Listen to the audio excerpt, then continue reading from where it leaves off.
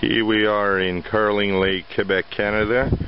We are installing a geothermal unit, a split system which include two 3-ton units, a gas furnace and an electric furnace. We're going to see right in front of the house. They are the well driller made.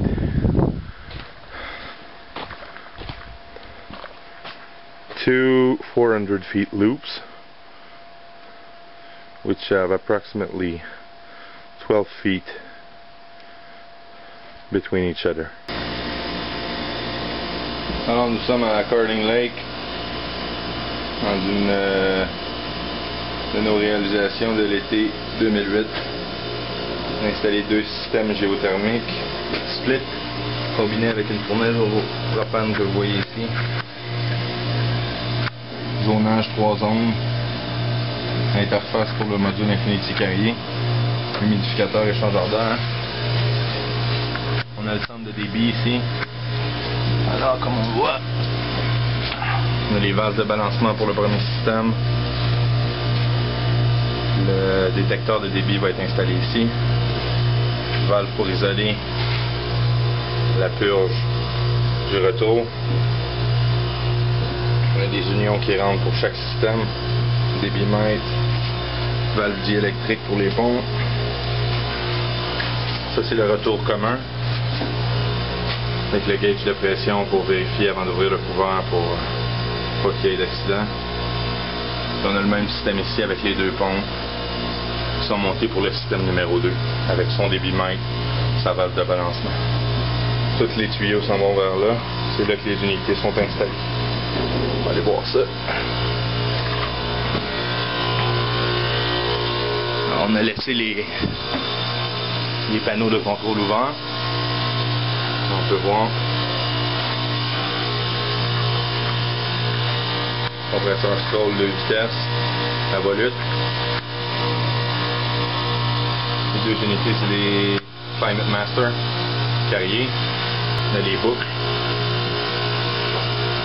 De géothermie avec accès pour prendre la température.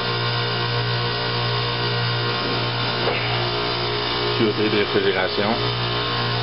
Ça va jusqu'au serpentin qui est localisé ici en amont de la fournaise, en aval de la fournaise.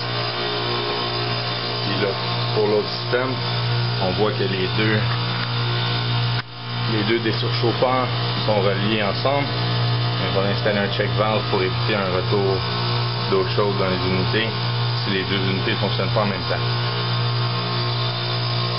Pour l'autre système, même principe, sauf que vu que l'autre fournaise, la fournaise électrique, est située beaucoup plus loin, on va passer un tuyau FDR11 sous la terre. Nous avons passé la tuyauterie de réfrigération dans ce tuyau-là. Donc la tuyauterie est isolée à partir de l'entrée du tuyau. On va finir l'isolation tantôt.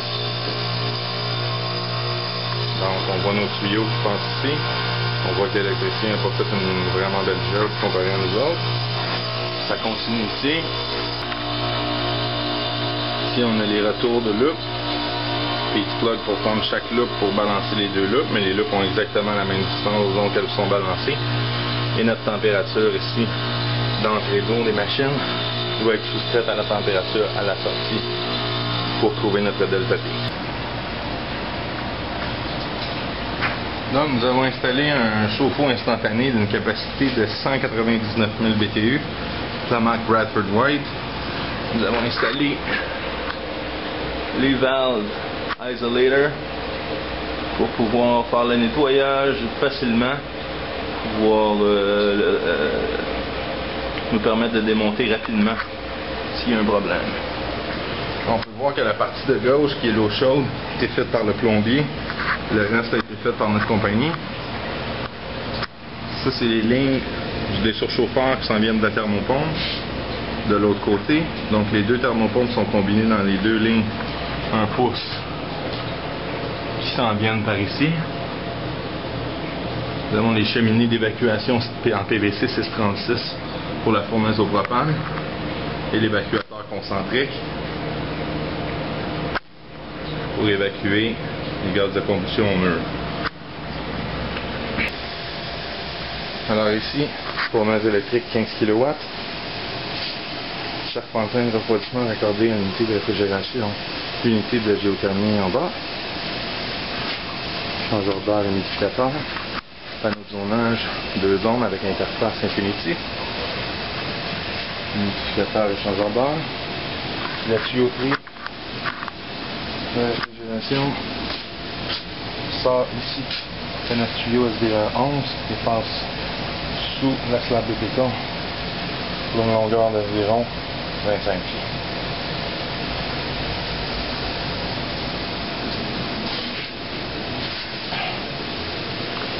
Donc ça fait très longtemps que j'installe le système géothermique, mais celui-ci me paraît très bien installé, comme tous les autres d'ailleurs, mais le système Infinity offre beaucoup d'avantages que les autres systèmes n'ont pas.